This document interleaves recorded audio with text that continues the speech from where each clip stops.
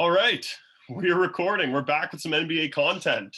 Pump Take Team is back. Life gets busy. We had things to do, but we're talking about some NBA things that have been happening lately, specifically in regards to rookies.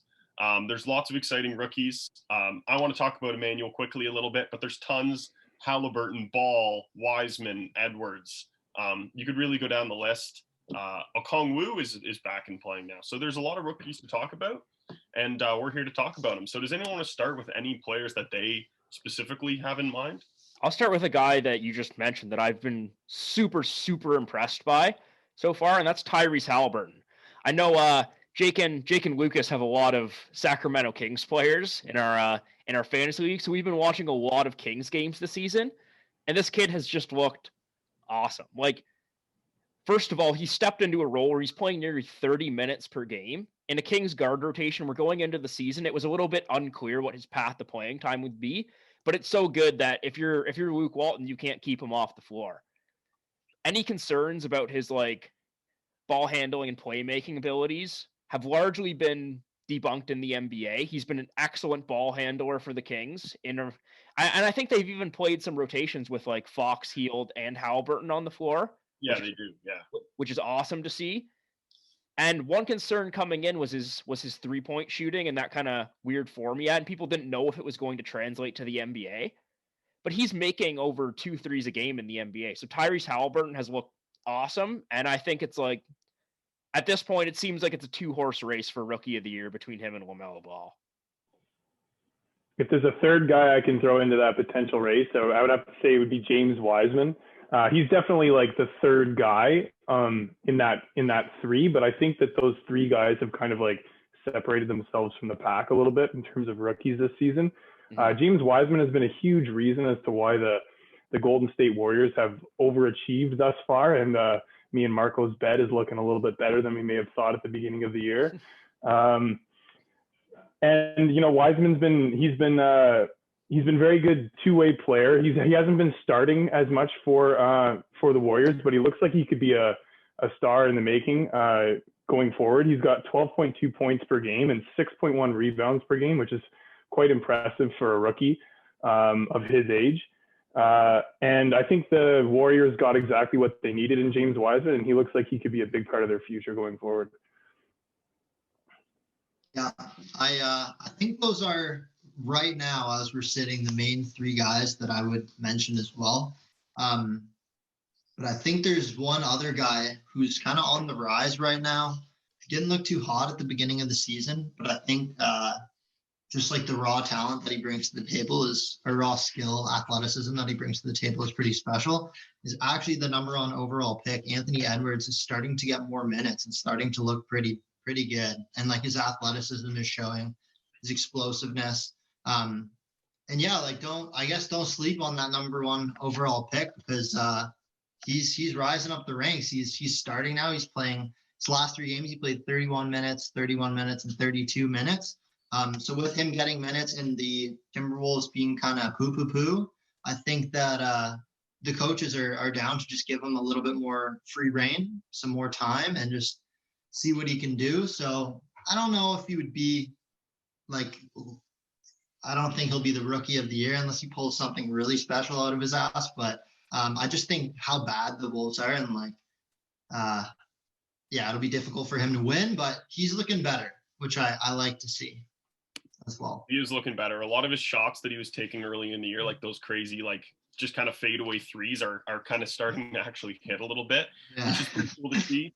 The guy that I came into the video really wanting to mention, and he's been my favorite rookie so far. Well, I have Halliburton on my fantasy team, by the way, so just keep that in mind. But besides him, I guess I also have this guy on my fantasy team, but not by coincidence, is Emmanuel Quickley. He's been my favorite rookie to watch this year. He's probably been the rookie other than Halliburton that I've watched the most this season. And I think the Knicks are making a mistake trading for Derrick Rose because they're clogging up a guard rotation that doesn't need to be clogged up.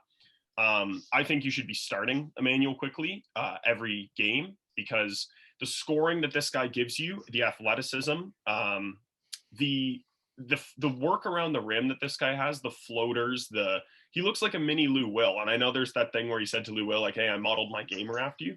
But after I saw that, I watched a lot more Quickley stuff, and he really does look like a mini Lou Will. He's got the mid-range, he can shoot threes, he's fast as hell.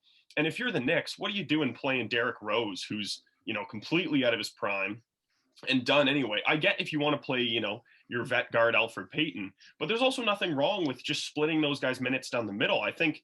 I get that Thibodeau, is the classic, like, we don't give minutes to young guys, like we play our vets kind of guy, but you got to give Quickley some more time. He's got like 12 minutes last game, 13 minutes the game before that.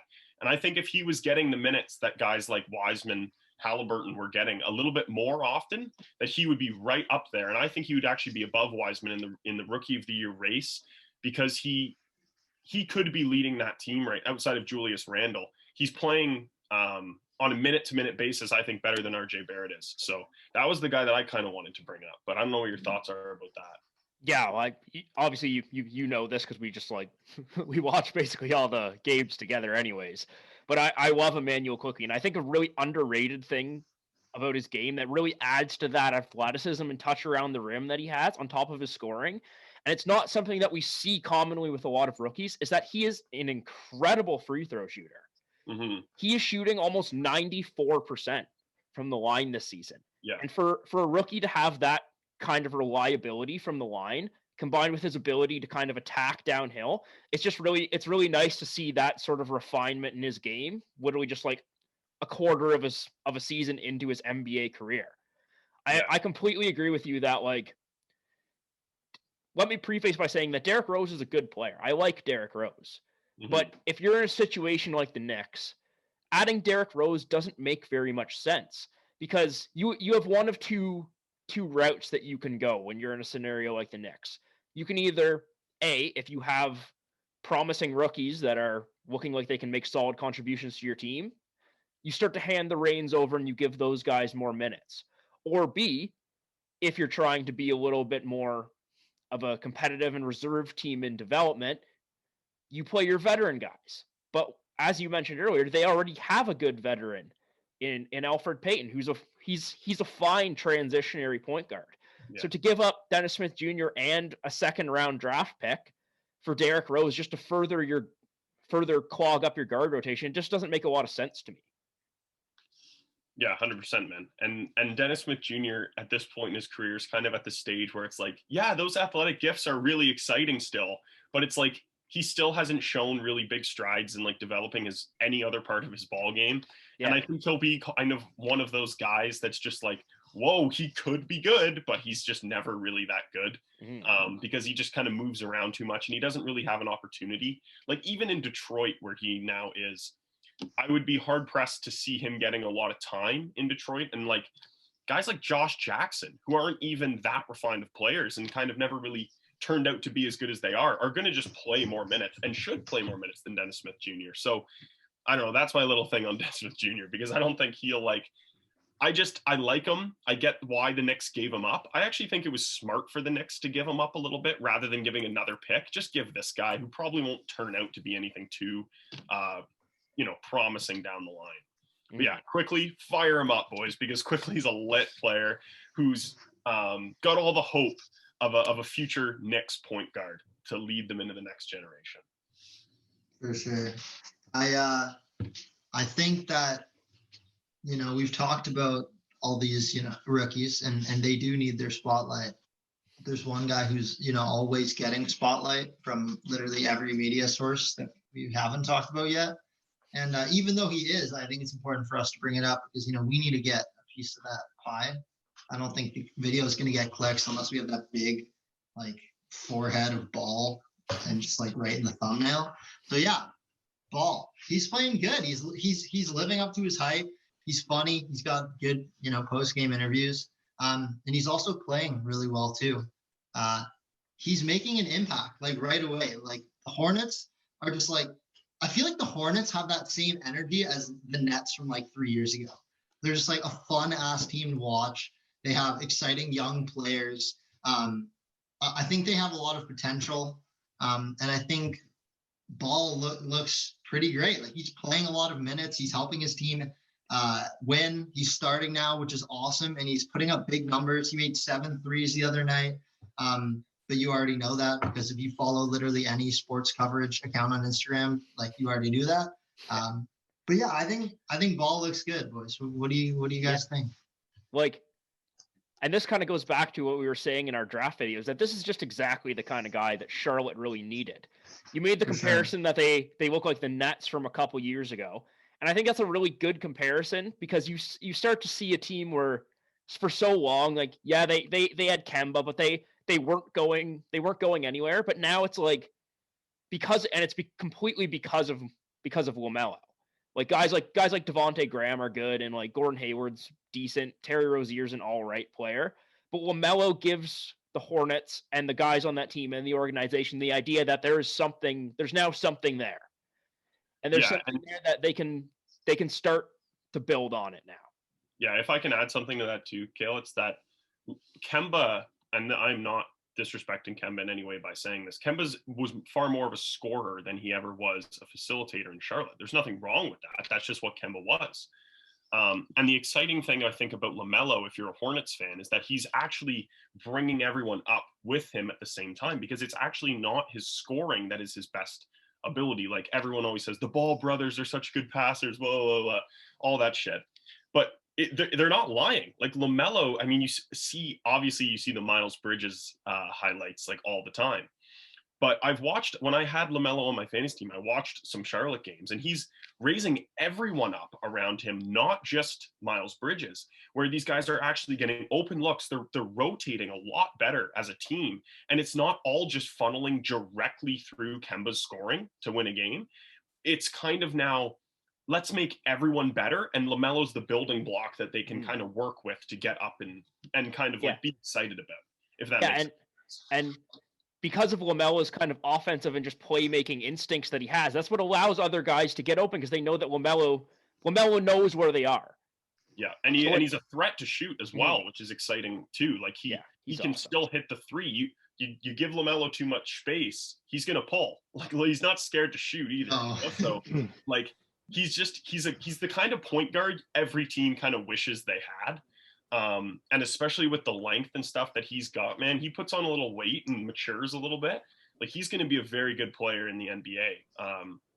Absolutely. Yeah, he's kind of having like an all-time rookie season too. Like a lot of the stats that he's been putting up, like he's the third rookie in NBA history. I think the other night he put up 7 3-pointers and 10 assists. So he was the third rookie ever to do that after Steph Curry and Jason Kidd. So LaMelo Ball is kind of putting up some jaw-dropping numbers that probably puts him as the heavy favorite, I think, to win the Rookie of the Year this year.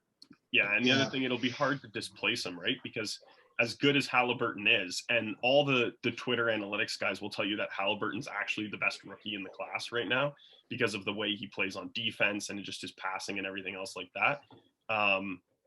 It'll be hard to dislodge LaMelo just because of like the media hype and the kind of the narrative of him being the guy in Charlotte, where Fox is still the guy in Sacramento, right? And so regardless of how rookies play on like a rookie to rookie basis, you're still gonna the favorite's gonna be the favorite, right? Regardless, like, because that's kind of the narrative that LaMelo has behind him, is that he is the best rookie.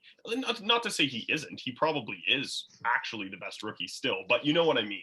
It'll be really hard for someone to displace LaMelo in that sense. I rate hard that he has lived up to the hype, because from someone who's been like kind of in the spotlight since he was like 13, 14, playing on the senior high school team, like with his older brother Lonzo. And then just to like every single year, just like live up to that hype in high school, right? And then before he goes into the NBA, he has this weird path where he plays in like Australia, and he plays at his dad's league. LeVar's league. And like the media was just kind of obviously hyping him up, but also like I think the basketball community had this consensus that it was just like not a good choice to go to Australia, really not a good choice to play in his dad's professional league, and just like he didn't look like the memes of him like walking and his just energy didn't feel good. And like, he clearly is loved by his team, which is so cool. That's so important.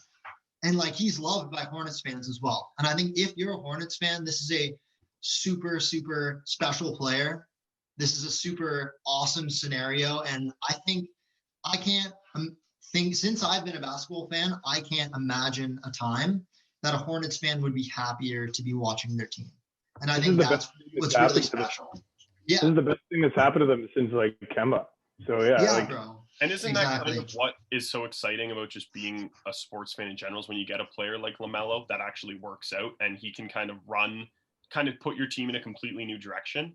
And I think to myself, like, how cool and exciting it would have been if he was drafted first overall to the Timberwolves and you put him playing at the 1, you move D'Lo to the 2, get him to play a little more off ball, and you just play small with Beasley at the 3. Like, the facilitation and scoring that the Timberwolves would have would be insane. You put like Cat at the 5, and then like Culver at power forward. Like the Timberwolves would be so lit. Yeah, you could even put Josh Ogoki at the 4 and just have like a lockdown defender at the 4 to try and hold some guys back. He might be a little small, but you just say, F it. Other than Towns, we're just going fully small.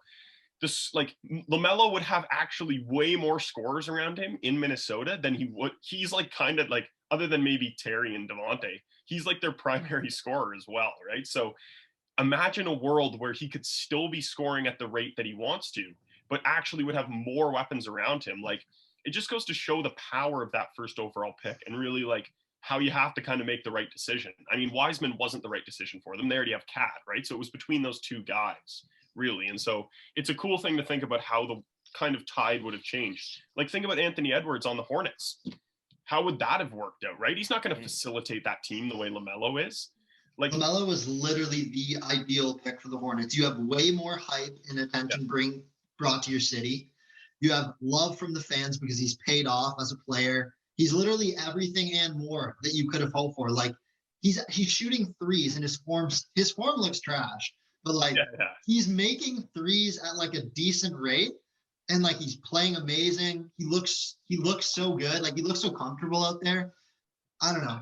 Because you know Hornets what? fans, I think a part of it is like he's been a professional since he was like 14. Mm-hmm. And I think that's kind of a thing that we kind of underrate a little bit when I think the stage. I think it's like like a lot of draft guys are like, oh, like LaMelo's attitude is going to be a problem. Mm-hmm. But really, like, give your head a shake. The whole NBA kind of has a bit of an attitude problem. And you're going to like tell me that LaMelo Ball, being a professional since he was a kid, is going to harm him once he becomes a professional? It's like the guy's been trained since he was 14 to be doing this. This is what Lonzo was kind of supposed to be for the Lakers. That's a good point. And so and you got to see his brother go to the NBA, and like he's been around NBA facilities since he was probably like 14 years old. So yeah, I mean, that's just something to think about too with future drafts as well. We're starting to really just see that trend of guys that have just already had that sort of professional athlete experience, that they're instantly able to just step into the next level. And I remember a few days ago, me, Jake, and Pat were having this discussion about just the talent caliber. It's sort of unrelated to the NBA. We were talking about the talent caliber of NCAA and college football compared to other like development programs in professional sports. And I think we're starting to see how like that treatment as a professional athlete early in your career and young in your life is really just, it's impactful at any level across any professional sport. And I think that's a trend we're going to just be seeing in future drafts going forward. Yeah, you see it with guys like, for example, like guys that play in Europe that choose to play in Europe or European before they come to the NBA or other leagues professionally as well. But that's a topic for another video. Like Luka Doncic, for example, like he was able to step in very effectively right away because of the fact that he'd been playing against men for years beforehand and had success at that level. So he kind of knows the physicality and the competitiveness that it's going to take, and it's a bit of an easier transition rather than playing against college players or junior players. And also this like that point, it doesn't even just apply to star players. Like you look at a guy like Denny Avdija who played in Israel for a whole year, and he was one of the better players on his team playing against men. He's not a star in his rookie season in the NBA, but he goes out for the Wizards and he plays like 25 to 30 minutes every night. And he's a consistent role player. He can defend, he can shoot threes, and like he's just able to just make an immediate impact and not be a liability on the floor, which we don't see with a lot of rookies. And you know what it is too? It's the on the court product, like you guys are talking about. But I also think kind of, you know, what I was saying about LaMelo is it's a lot of the off the court product too, and how you excite your fans and your brand about how you're moving forward as a franchise. Mm-hmm. When I was listening to the Bill Simmons podcast earlier, and he was talking about how we've never seen such complete athletes come into the NBA at 19, 20, 21 years old. Not only are these guys like LaMelo, I'll use LaMelo as the example because he's kind of like, you know, the example I'm using, but not only are they, you know, mature on the court, they are ready to be the brand off the court. They're ready to be the guy that their fans are excited about. And that goes a long way when you're a team like Charlotte and you're trying to rebuild, you know, pretty much from the ground up and go win a championship, to have a guy who can handle the post-game interviews. He can go out there and he can excite your fans. He has the confidence to go out there and look, you know, a player like, I don't know, Jason Tatum right in the eyes and think, I can go up against you tonight. Like I'm just as much of an NBA player as you are, where I think some guys kind of lack that. But more than ever has it been relevant, you know, like look at Zion. The guy's already got like a $100 million shoe deal, pretty much the face of the Pelicans. And the guy's like 19 and he speaks better in interviews than we speak on our like YouTube show where like 6 people watching. He's like 500,000 people watching him every night. Like these guys are built a little bit different, you know, than I think they were in 1982 when they were 21. It's a different world now. And having, sorry, go ahead, go. And when you're a team like Charlotte, especially in this, if you're just a small market team in general, especially in like where we're seeing the NBA go, where winning is very much free agent based.